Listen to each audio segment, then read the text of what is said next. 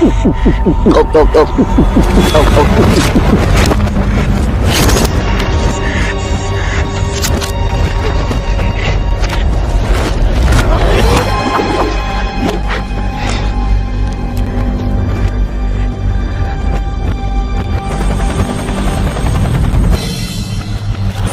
নেবেন কালীবাবু। আরে কামাল কুন্ড বাবু যে, হঠাৎ করে তুমি এখানে? কালীবাবু, একটা যন্ত্রণার মধ্যে আমি পড়ে গেছি।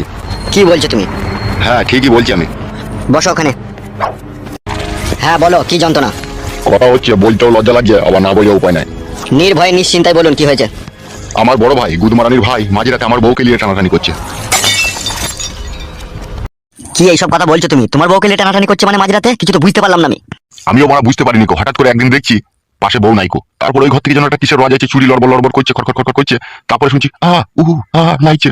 তারপরে যেই আমি জানলা দিয়ে উকি মেরে দেখছি আমার বউ পুরোপুরি ন্যাংটো হয়ে খাটের উপরে শুয়ে আছে, আর আমার বড় দাদা পক পক করে ভরছে।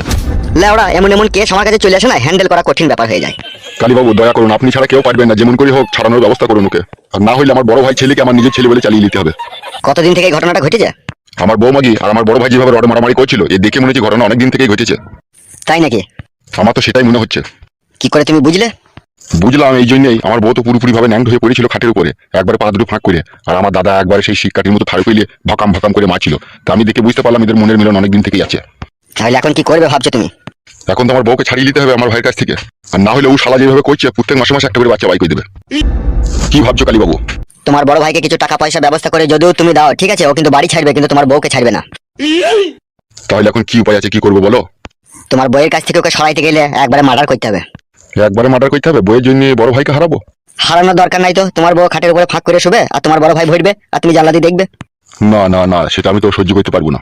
সহ্য যখন করতে পারবে না, তাহলে তোমার দাদাকে পৃথিবীর বুক থেকে সরিয়ে দিতে হবে। তাহলে সেই ব্যবস্থাই করো। মার্ডার করার চার্জটা একটু বেশি পড়ে যাবে। কত কত পড়বে? এই আপনি ধরিলেন লাখ 1.5 টাকা তো খরচা হবেই। কালীবাবু, টাকার ডিমান্ড একটু বেশি হয়ে যাচ্ছে না? উস্তাদ, কি হলো রে বুকাচুদা? বলছি বাপের উপরে বাপ চলে এসে। কি কি কি কি বলছিস তুই? হ্যাঁ উস্তাদ, ঠিকই বলছি। কালীবাবু, কি হলো, এত চিন্তিত হয়ে পড়লেন যে?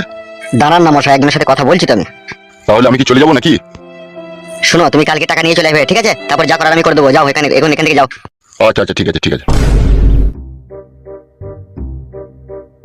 উস্তাদ, কি হলো, তুমি এত ভয় খেয়ে গেলা কেন উস্তাদ? আমার আর মস্তানি করা চলবে না রে, ও শালা আমার থেকেও বড় মস্তান। কি বলছো উস্তাদ তুমি? আমি ঠিকই বলছি রে।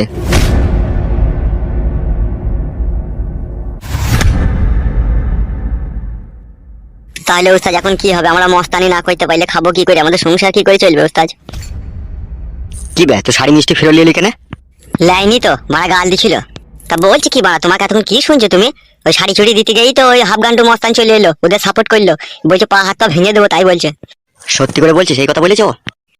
আরো অনেক কথাই বলেছে ফটকে শাশুড়ি। কি বলেছে কি? বলছে আমার মেয়ের কাঁচি পাকান লয়, যে যেমন সে এসে ভরে দেবে, এই পাকানের দাম আছে, তাই বললো। আর হাফগান্ডু কি বলছিল? হাফগান্ডু তো এসে রিভলভার বাই করে আমার চাঁদে ফুটি করে দিত আর একটু হলেই। বড়া ভারী টেনশনের কথা শুনিয়ে দিলি রে তুই আমাকে। শুধুই কি টেনশন, হাফগান্ডু এটাও বলেছে কালো কুকুরকে বাঘ মতো পেলে আমি মার্ডার করে দেবো, ওই আমাকে জেলে পাঠিয়েছে। সত্যি করিবে? সত্যি করে ব্যবস্থা, আমি তোমাকে মিথ্যা করে বলে কি করবো? ছি বাড়া, কি কাজ হলো রে? গুদমানি ভাই জেল থেকে ছাড়া পেয়ে গেল। হ্যাঁ কাজ করো ওস্তাদ, কাকা বাবুকে এইসব ঘটনা সব বলি গা। চলো, কাকা বাবু ঠিকই একটা না একটা রাস্তা বাই করবে আমাদের লেগে। ঠিকই বলেছিস তো। তাহলে চলো ওস্তাদ, আর দেরি করো না। ঠিক আছে, চ।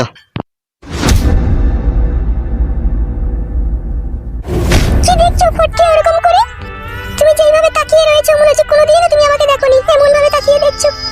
আসলে কথা হচ্ছে কি জানো রূপাজান, আমার এই দুই চোখে যতই তোমাকে দেখি ততই নতুন লাগে। তাই নাকি ফটকে? হ্যাঁ, আমার মনের খাঁচার ময়না পাখি, তোমাকে আমার এই হৃদয়ের স্পন্দন দিয়ে তোমাকে আমি ভালোবাসি।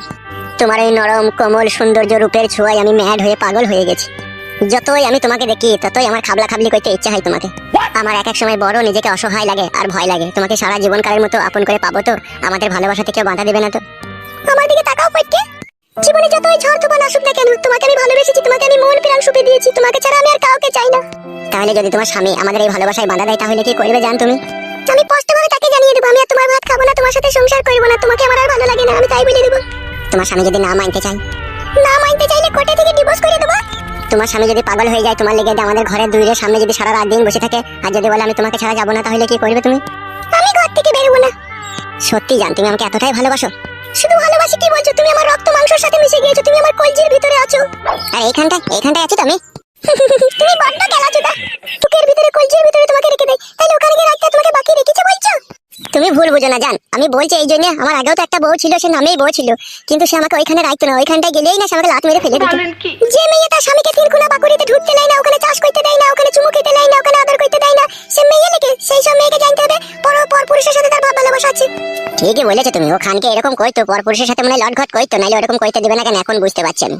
সব সময় এসে আবার ঝাঁপ তোলা হয়, কখন কাজ করবে ঘেমে থাকবে, কখনো হয়তো পিসাব করে পানি নেবে না, মুত গন্ধ করবে, সব সময় ওসব করা যাবে না। আমি এমনি তোমাকে বলছি, ওটা তো তোমারই, তুমি যখন খুশি যা খুশি করতে পারো। হ্যাঁ শোনা, তা তো করতে পারবো, কিন্তু ওই জিনিসটার একটা টাইম থাকে। আমি ওই রাত 9টা 10টার পরে ভাত খাওয়ার পরে একটা বিড়ি ফিরি খেয়ে তারপরে ওইখানে একটা 300 টাকা দিয়ে ফক সেন কিনবো, ওইখানে ফিস করে দুবার টিপে দেবো, একটু সেন হয়ে যাবে, তখন আমি ওইটা আরাম করে কাজ করবো। তাই আর মুত গন্ধটা করবে না। ওইটা সবসময় গন্ধ করে না, যখন মেন সেন্স হয় তখন হয়তো 2-1 দিন গ্যাস করে। হ্যাঁ জান, সেই জন্যই তো আমি একটা পারফিউম কিনে রেখে দেবো। আর আমি যখন ওইখানে ভরবো না, একবারে গুত্তু মেরে ভরে দেবো। গুত্তু মেরে ভরবা, তোমারই তো জিনিস, আস্তে আস্তে ভরবা। তুমি বুঝতে পারছো না বউ, আমার একটা আবার সমস্যা আছে, আমি বেশিক্ষণ আবার খারাপ হয়ে যাওয়ার পরে পানি ধরে রাখতে পারি না, ওই জন্য বাড়ি যাওয়ার আগে বড়া একবার ফোন করে বউকে জানিয়ে দিই যে বাড়ি চললাম আমি।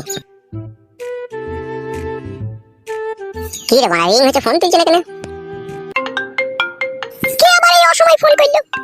ধরো ফোনটা ধরো। তুমি চুপ করে থাকবে, কথা বলবে না? হ্যাঁ আমি চুপ করে থাকবো, ফোনটা ধরো। হ্যাঁ হ্যালো, বলছি আমি কি বলছি ভালো করে মন দিয়ে শোনো আমার। হ্যাঁ বলো, শুনছি আমি।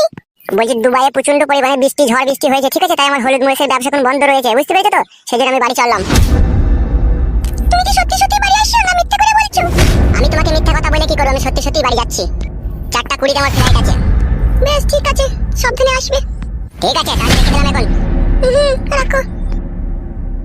বাড়া, জীবনটা পুরো কলকাটি হয়ে গেল। এইভাবে যে হঠাৎ করে দুবাই শহরের মধ্যে ঝড় বৃষ্টি চলে আসবে আমি ভাবতে পারিনি। আমার 1.5 লাখ। তাহলে এখন কি হবে? ও তো বাড়ি আসছে। সেটাই তো মারা, তাহলে কি করবো গো? আমি তোমাকে আগেই বলেছি ফটকে, আমি আর ওই বাতারের সাথে সংসার করব না, আমি তোমার সাথে সংসার করব, তুমি যাও একটা ব্যবস্থা করো। কি ভাবছো? আর তো ভাববার কিছুই নাই, যা ভাবার ছিল তা ভেবে নিয়েছি, এবার তোমাকে নিয়ে পালানো ছাড়া তো আর কোনো পথ নাই। ও তো বাড়ি চলে এলে তার নিয়ে পালানো হবে না, তার আগেই তোমাকে নিয়ে পালাইতে হবে। হ্যাঁ তা তাই করো। তুমি এক কাজ করো, তাড়াতাড়ি তোমার জামা কাপড় কটা ব্যাগে গুছিয়ে নাও, দিয়ে চলো আমার সাথে। হ্যাঁ আমি তাই করছি। আর একটা কথা শোনো, রাস্তায় যেতে যেতে কেউ যদি জিজ্ঞেস করে কোথায় যাচ্ছ, কিচ্ছু বলবে না তুমি, ঠিক আছে? বেশ শোনো আমার, আমি কাউকে কিচ্ছু বলবো না, তুমি রেডি হয়ে নাও, চলো।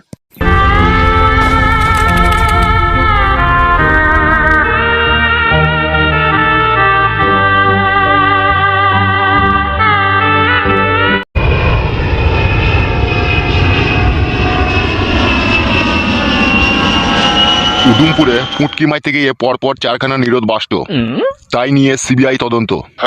নিরোধ ফাটানোর আসামিকে এখনো খুঁজে পাওয়া যায়নি। রীতিমতো আসামিদের বয়স ছিল 60 থেকে 65 বছর। 4জন যুবক মহিলাকে কিস্তির টাকা পরিশোধ করে দেওয়ার নাম করে ডেকে এনে তাদের সাথে এরকম দুর্ঘটনা ঘটিয়েছে। লেওড়া, এটা মানা যায়? তারপর কি যেন লিখেছে, আসামি গ্রেপ্তার হওয়ার সময় বাংলা মদ খেয়ে ফুল নেশা অবস্থায় পড়েছিল, সেই মুহূর্ত পুলিশ যে অ্যারেস্ট করে। আইবে, আমি আসছি তো। কি হলো, কি হয়েছে কি বে? কাকা বাবু, সব খিচুড়ি হয়ে গেছে। বাবা, আমাদের চিরশত্রু হাফগান্ডু জেল থেকে ছাড়া পেয়েছে। মিচ্ছি করে মারা? না গো কাকা বাবু, সত্যি করে। হ্যাঁ বাবা, ও নিজের চোখে দেখেছে। কোথায় দেখলো? ওই তো কাকা, আমি ওই উস্তাদের কথা মতো ফটকিতে বাড়িতে জামদানি শাড়ি আর মিষ্টি দিতে যাই, আর সেই সময়তেই ওকে আমি দেখতে পাই। জামদানি শাড়ি আর মিষ্টি দেওয়াতে দেওয়ার কি দরকার ছিল? ওই উস্তাদের একটু মন হয়েছিল ফটকির বইয়ের ওই বাকুড়িতে একটু চাই দেবে বলে। ভাই গুদমারানি ছোড়া, তোকে আমি বলিনি বে? হ্যাঁ, তুই বিয়ে কর, তুই পরের মেয়ের পেছু পেছু ঘুরবি না শালা। আমি ওই একবারই চান্স নিতে গিয়েছিলাম। চাইনিতে গেলা গুদমারানি ছোড়া, চাইলে বারা জায়গা পাওনি তুমি? আমি কি করে জানবো বাবা যে এরকম হয়ে যাবে? দেখি হয়েছে কি বে, ঘটনাটা খুলে বলবে? ফটকির বউকে আমি শাড়ি আর মিষ্টি কিনে বগাটির হাতে দিয়ে পাঠাই, ওখানে দিতে গিয়ে ফটকির বউ আমাকে গাল দিয়েছে, ফটকির শাশুড়িও গাল দিয়েছে, আর ওইখানে উপস্থিত হয়ে গিয়েছিল হাফগান্ডু, আর হাফগান্ডু আমার নামে বলেছে যে ওকে পেলে মার্ডার করবো, আর একে আবার পিস্তল দেখিয়েছে। শালা বেশ, আমি পেপার পড়ছিলাম, শালারা এমন এমন কথা বলে না, এসে পিলি শুধু চুমকি যায় মারা। আয় বেপালি আয়।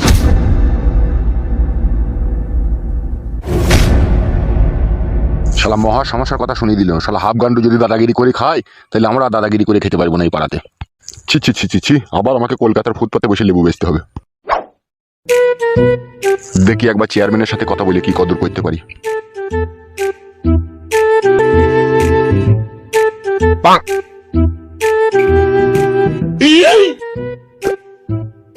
কি ব্যাপার, এই মেয়েটা তো আমাদের পাড়ারই, এই ছেলেটার সাথে কোথায় গেছে? ওগো ও বৌমা। কি হলো, ডাকছো কেন? এই ছোড়া, তোকে বলিনি রে, বৌমাকে বলছি। বলছি বৌমা, তুমি সকালবেলায় বাড়ি ছেড়ে কোথায় চললে? লবণ খেতে গেছি আমাদের বাড়িতে। এই অন টাইমে বানা লবণ কোথায় হচ্ছে? পালিয়ে এসো গো। হ্যাঁ চলো।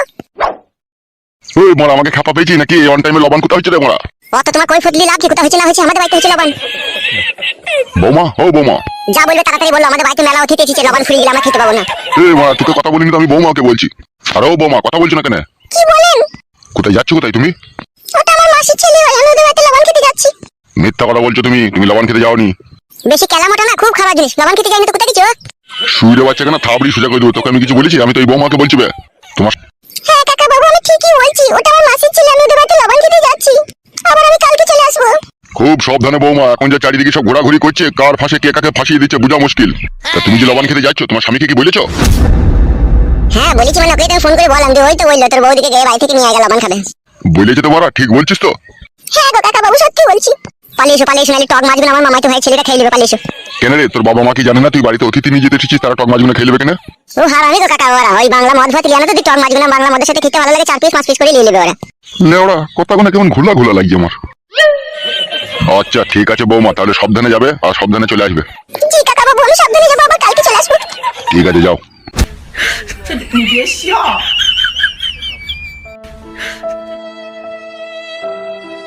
বউ ও বউ, বউ আমি চলে এসেছি দুবাই থেকে। কি রে বাবা, বউয়ের কোনো সাহস শব্দ নাই কিনা? কই বউ, শোনা বউ।